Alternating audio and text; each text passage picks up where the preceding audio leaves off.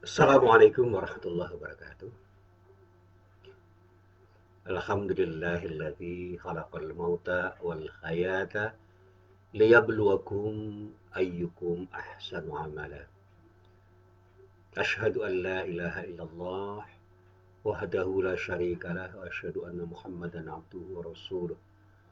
Allahumma salli wa sallim ala nabiyyina Muhammad wa ala alihi wa sahbihi wa man wala amma ba'd. Para jamaah yang dirahmati Allah, pada pagi hari ini Allah masih berkenan memberikan kesempatan pada diri kita bermuajah untuk bertemu meskipun hanya dengan cara virtual. Kita senantiasa berharap mudah-mudahan apapun yang terjadi dalam hidup kita benar-benar menjadi sesuatu yang memberi manfaat pada diri kita dan siapapun yang berinteraksi dengan diri kita di dunia wal akhirah. Para jamaah yang dirahmati Allah, sebelum saya sampaikan ceramah pada pagi hari ini, saya ingin memberikan ilustrasi yang sederhana saja. Satu saat saya bertemu dengan seorang mu'alaf.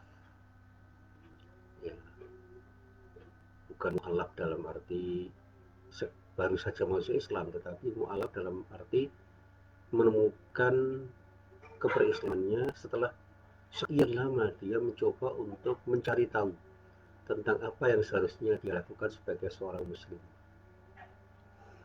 Karena dia terlahir sebagai orang Islam yang kemudian karena kegalauannya kemudian dia tidak mau melakukan ibadah-ibadah yang terkait dengan kewajiban dirinya sebagai seorang muslim. Baru tiba-tiba dia tersentak dengan peristiwa yang dialaminya dan kemudian dia mencoba untuk menemukan solusi atas masalah yang dihadapinya. Ternyata dia menemukan jalan buntu berkali-kali dan hampir saja dia putus asa. Bahkan ya, dengan bergurau yang mengatakan andai kata saya itu tidak berpikir tentang tanggung jawab saya sebagai orang yang diberi tanggung jawab oleh orang banyak, saya bisa bunuh diri.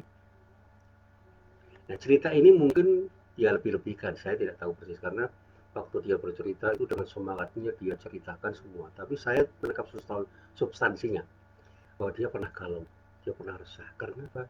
Tiba-tiba dia jadi orang miskin karena bangkrut. Nah, yang bersangkutan ini sekarang sudah meninggal dunia beberapa waktu yang lalu.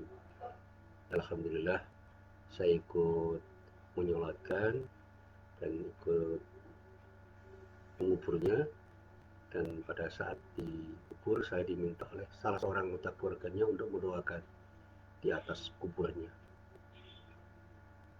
Dan tiba-tiba ketika saya berdoa saya ingat, ya, saya ingat, ya, jadi dia cerita banyak tentang masalah itu. Nah, memang cerita itu sudah agak lama, tetapi seolah-olah baru saja terjadi dan saya selalu terngiang dengan cerita-cerita dia itu. Maka saya katakan saya bertemu dengan dia itu seolah-olah baru sebentar. Karena apa? Selalu ada di dalam memori saya bahwa cerita itu begitu membuat saya terkesan. Ternyata proses penemuan keberislaman seseorang itu sangat bermakna bagi seseorang. Dan mungkin itu juga pernah terjadi pada diri saya, tetapi dalam kasus yang berbeda. Mudah-mudahan pada pagi hari ini saya bisa menjelaskan persoalan ini dengan materi yang saya beri judul kaya atau miskin. Atau bisa dibalik miskin atau kaya.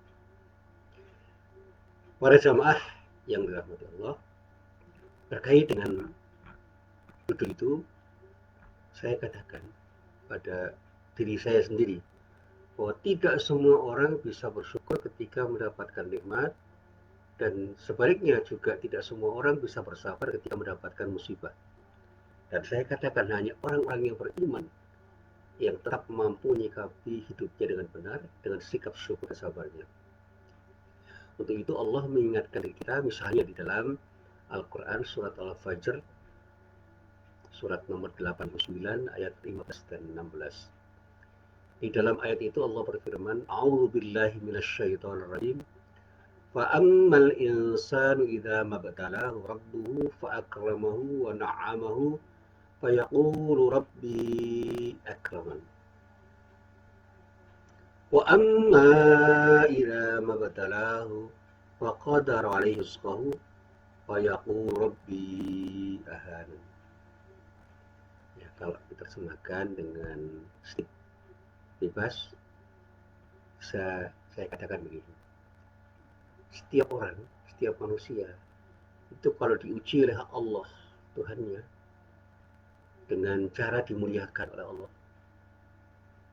dan diberi kesenangan oleh Allah, maka spontan dia pun akan berkata, Allah, Tuhanku, Rabbku, telah memuliakanku. Jadi ini persepsi yang bangun. Ketika dimuliakan, diberi kesenangan, spontan dia akan mengatakan, Tuhan telah memuliakanku. Secara instinktif memang begitu. Ini naluriah. Sebaliknya, ketika Allah mengujinya dengan cara membatasi rezekinya, menjadikan hidupnya serba kekurangan, dan segala macam hal yang terkait dengan kekurangan yang dipersepsinya, maka dia akan spontan berkata, Tuhanku, Rabbku, Allah telah menghinakanku. Nah, ini persepsi yang terbangun yang secara naluriah bisa terjadi pada setiap orang. Instinktif seperti itu. Nah, termasuk di dalamnya ketika kita bicara tentang harta. Ketika kita punya harta banyak, kita merasa Allah sedang peduli. Tapi ketika kita tidak diberi atau diberi harta yang tidak cukup, kita berdoa atau bermohon karena kita merasa bahwa Allah tidak sedang memberikan sesuatu dengan apa yang menurut dia tepat untuk diberikan, dan mempersepsi bahwa itu adalah sesuatu yang buruk. Demikian juga hal yang terkait dengan persoalan kehidupan ini. Banyak hal yang ketika kita dapatkan itu adalah sesuatu yang tidak menyenangkan. Lalu kita seringkali bersuudzon kepada Allah, berprasangka buruk pada Allah. Sebaliknya, ketika kita mendapatkan sesuatu yang serba menyenangkan, kita berhusnudzon atau berprasangka baik pada Allah. Nah, ini sesuatu yang bisa terjadi pada siapapun, kapanpun, dan dimanapun. Nah, sekarang kita coba untuk menelaah apa makna ayat ini dan kemudian bagaimana kita menyikapi kehidupan ini ketika kita mendapatkan sesuatu yang kita persepsi baik atau buruk. Termasuk ketika kita menjadi kaya dan ketika kita menjadi miskin dengan indikator-indikator yang selama ini kita pahami. Kebetulan saya diskusi pada satu saat dengan banyak orang kaya yang kebetulan itu menjadi jamaah saya. Ternyata mereka merasa bahwa kali ini Allah beri kenikmatan yang luar biasa pada dirinya. Saya sempat menyentil, bergurau saja. Seberapa mungkin ibu dan bapak sudah mensyukuri kenikmatan Allah yang telah diberikan oleh Allah berupa harta yang cukup banyak.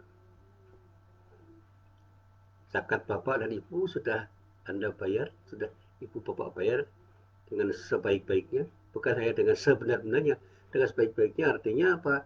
Optimal, betul. Sudahkah ibu dan bapak berinfak, bersedekah dengan harta yang bapak ibu miliki dengan sebaik-baiknya?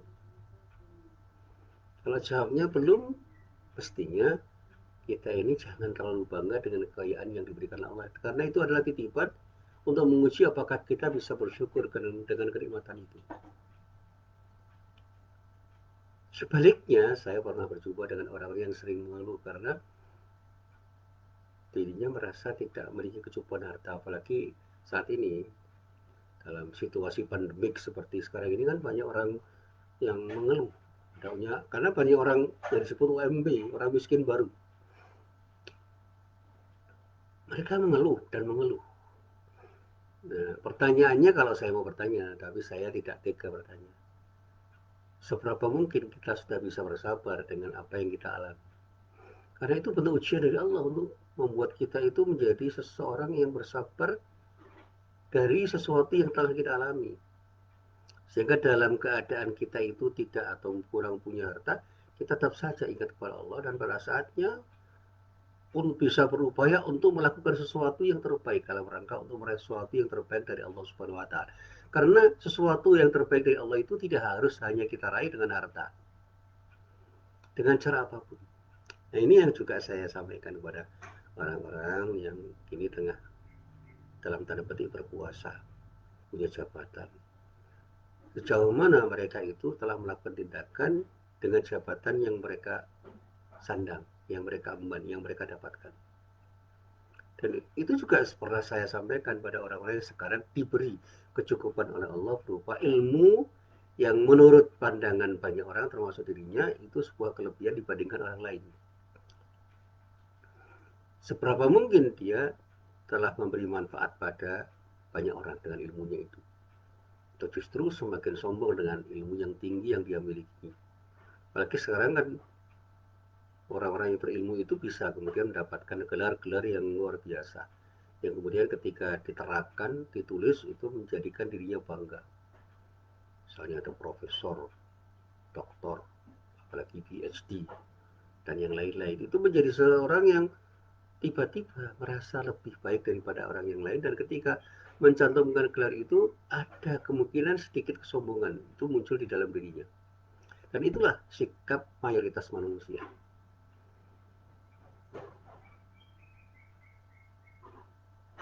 Dan kenikmatan-kenikmatan duniawi yang lain itu memang menjadi bidikan utama orang-orang yang menginginkan kenikmatan itu untuk diraihnya di dunia ini. Mereka berjuang siang dan malam untuk sukses, dengan semata-mata melihat sukses itu adalah berupa raihan-raihan keduniaan itu. Limpahan kekayaan itu misalnya dalam pandangan mereka merupakan pertanda kemuliaan hidup, dan sumber martabat, dan sebaliknya kekurangan materi yang berupa kemiskinan dan kehidupan ekonomi yang serba sulit itu di mata orang-orang yang melihat sukses itu ukurannya duniawi itu sebagai petunjuk atau indikator kehinaan, sehingga mereka menjadi orang yang rendah diri sebagai akibat dari ketidakpunyaan, karena tidak memiliki sejumlah uang yang menurut mereka wajar dimiliki sebagai orang-orang yang bisa hidup di tengah masyarakat dengan wajar. Nah, ini adalah kenyataan yang harus kita hadapi.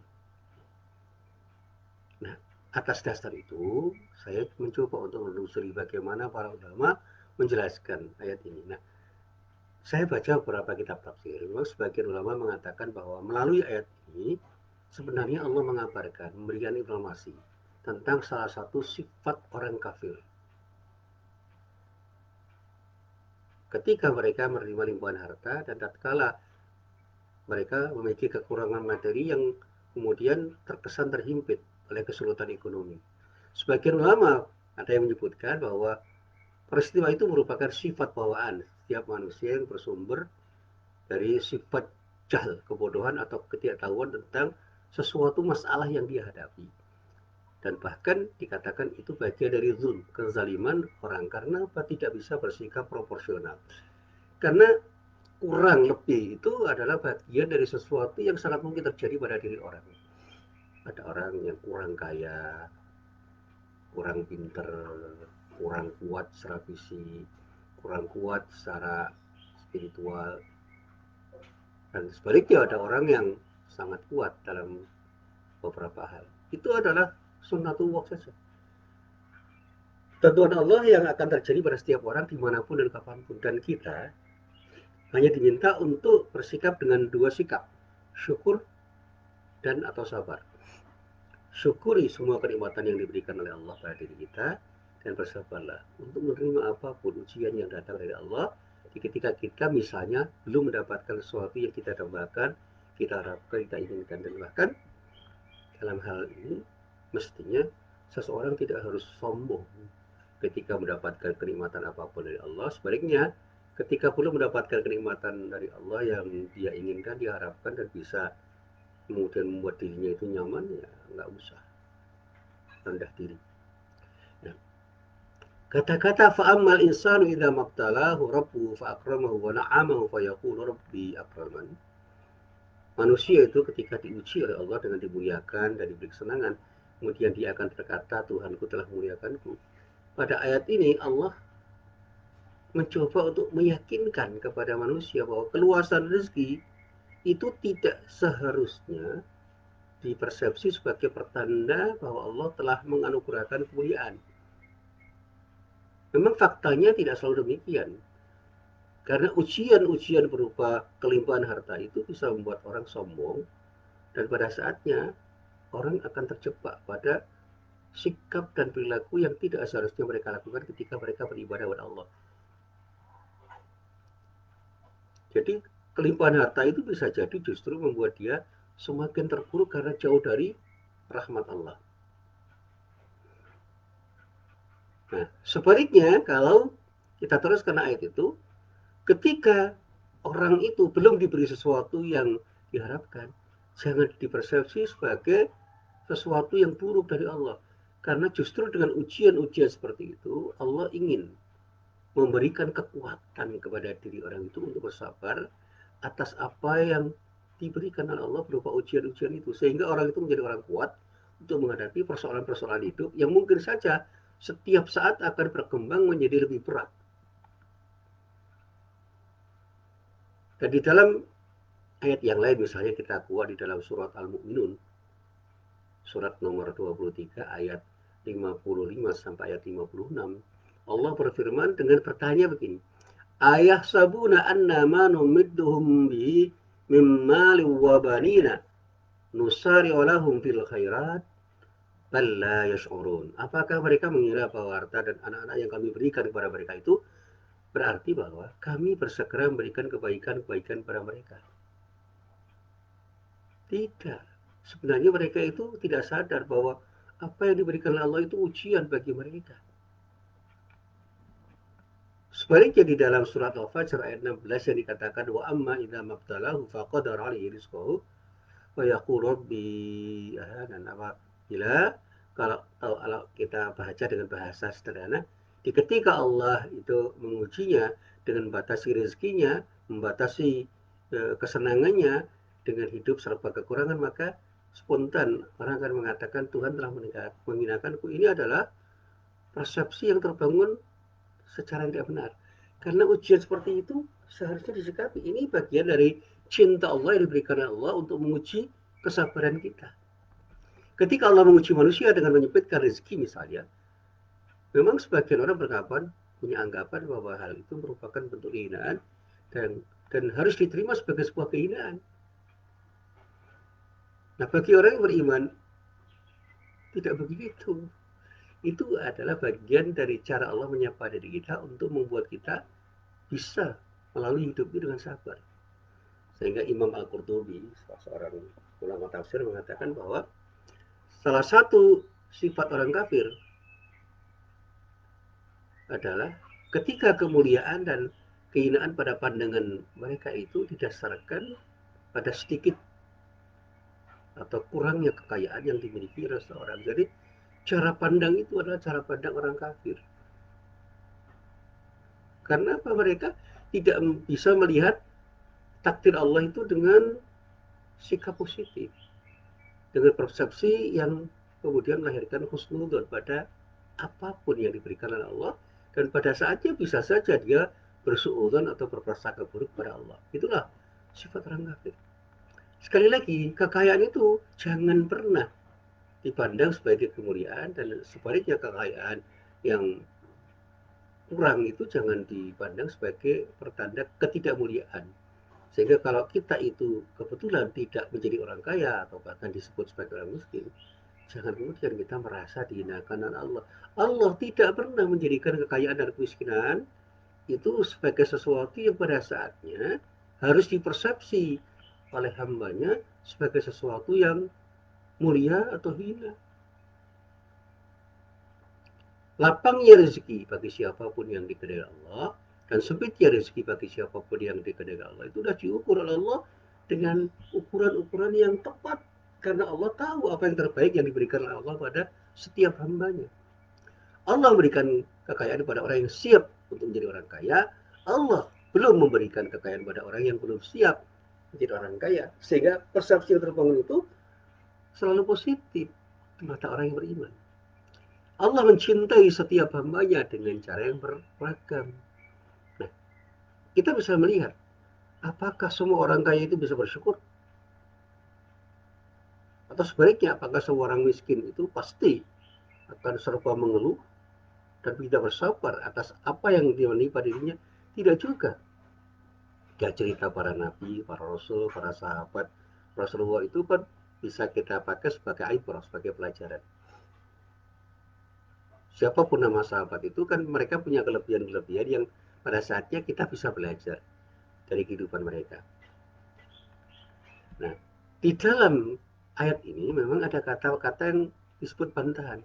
Kalah, itu bentuk bantahan dari Allah untuk menjelaskan bahwa kenyataannya tidak seperti yang mereka persepsi. Bantahan kepada orang yang mengukur segala sesuatu dengan materi, itu adalah bantahan Allah untuk menjelaskan, jangan begitu. Dalam kata kalah ini terdapat unsur untuk meluruskan. Meluruskan apa? Pandangan yang keliru yang dimiliki oleh setiap orang. Karena pemberian dari Allah atau belumnya Allah memberi pada seorang, termasuk rezeki yang terkait dengan harta, itu jangan selalu dipersepsi sebagai kemuliaan atau ketidakmuliaan. Itu bagian dari ujian dari Allah untuk siapapun. Kaya dan miskin itu ujian, bentuknya saja berbeda. Saya baca misalnya di dalam kitab tafsirnya Ibnu Katsir mengatakan bahwa masalahnya tidak seperti yang diperkirakan oleh manusia.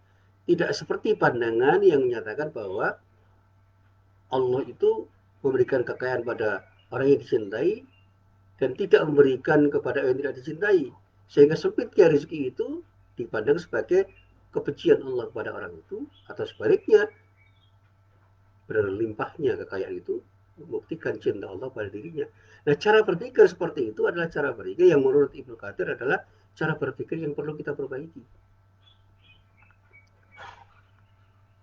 Demikian juga Imam As-Sa'di dalam kitab tafsirnya mengatakan bahwa kekayaan dan kemiskinan, keluasan dan sempitnya rezeki berupa harta itu adalah cobaan dari Allah dan ujian untuk menguji para hambanya supaya mereka itu betul-betul bisa bersyukur dan bersabar atas semua kejadian itu. Kemudian Allah akan balasnya dengan pahala yang besar ketika mereka bisa bersyukur dan bersabar.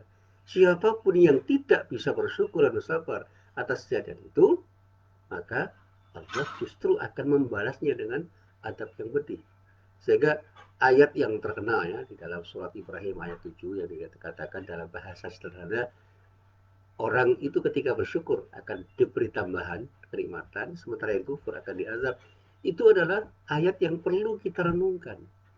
Wa in ta'adzana rabbukum la in syakaratum la azidannakum wa la in kafartum inna adzabi lasyadid. Itu kan teguran dari Allah. Ingat, ketika Allah itu sudah memproklamirkan, menjelaskan, menegaskan bahwa ketika Anda bersyukur, Allah akan menambah kenikmatan yang telah diberikan oleh Allah kepada Anda, dan kebalikannya, sebaliknya ketika Anda tidak bersyukur, yang disebut dengan kufur, maka Allah akan berikan azab. Contoh kecilnya begini, ketika kita itu diberi kenikmatan, kenikmatan apapun, termasuk kekayaan harta, kok kita bersyukur, kita akan senang. Dan kemudian karena senangnya kita pada kenikmatan Allah yang diberikan oleh Allah pada diri kita, kita ingat kepada siapa yang memberi, lalu sikap syukur itu melahirkan keinginan kita untuk bersedekah, untuk berinfak, untuk berzakat. Karena Allah. Jadi kita ingat pada siapa yang memberi. Sebaliknya ketika kita ingat pada siapa yang belum memberi, kita selalu punya persepsi positif bahwa Allah belum memberikan sesuatu pada diri kita, itu untuk menguji kesabaran kita. Karena kita harus punya cara berpikir yang tepat bahwa Allah belum memberikan itu karena Allah punya pertimbangan yang tepat. Allah lebih tahu dan paling tahu terhadap apa yang terbaik untuk diri kita. Lebih tahu daripada diri kita, sehingga ketika kita belum diberikan sesuatu yang terbaik menurut persepsi kita, jangan kemudian kita berpersepsi negatif terhadap Allah lalu kita jauh dari Allah. Tidak. Itu sikap yang harus kita bangun. Jadi ketika kita itu belum dapat kekayaan seperti orang-orang banyak, seperti saudara kita, tetangga kita, siapapun teman kita, jadilah orang yang punya cara berpikir yang serba positif. Allah sedang menguji kesabaran saya. Karena inilah cara yang terbaik dari Allah untuk menguji saya supaya saya lulus dalam ujian hidup ini. Jadi ketika Allah memberi atau menahan pemberian kepada setiap orang itu semua ujian. Ujian untuk bersyukur dan ujian untuk bersabar. Dan kita harus tahu bahwa harta benda, anak-anak kita, itu adalah ujian dari Allah, dan pada saatnya Allah akan memberikan sesuatu yang terbaik, bukan karena harta-harta yang diberikan Allah pada diri kita itu, tetapi sikap kita terhadap harta yang diberikan itu seperti apa. Nah, disinilah selalu saya sampaikan, yuk kita bermuhasabah, kita mencobalah untuk mengevaluasi diri kita, untuk bisa melakukan introspeksi supaya diri kita itu menjadi orang yang selalu punya sikap yang benar ketika mendapatkan kenikmatan dari Allah, termasuk kenikmatan yang berupa harta. Kata miskin atau kaya itu jangan kemudian membuat kita itu sedih atau terlalu gembira. Bahkan sikap rendah diri atau kesombongan itu menjadi bukti bahwa kita belum siap untuk diuji oleh Allah. Sebagai orang yang beriman, kita harus menjaga hidup ini dengan sikap yang benar, bersyukur dan bersabar dalam setiap kesempatan. Jangan sampai kita terjebak pada pandangan materialistik yang bersumber dari sikap hubbud dunya, sehingga kita terjebak ke dalam sikap yang salah di dalam menilai setiap kenikmatan dari Allah yang diberikan oleh Allah, yang telah disampaikan, yang telah diberikan oleh Allah pada diri kita. Dan sebaliknya, apapun kenikmatan yang tertunda dari Allah untuk diri kita, harus kita persepsi sebagai sesuatu yang positif. Karena apa? Itu ujian kesabaran untuk kita, sehingga kita tidak pernah mengeluh dalam setiap kekurangan yang terjadi pada diri kita, termasuk musibah pandemi saat ini.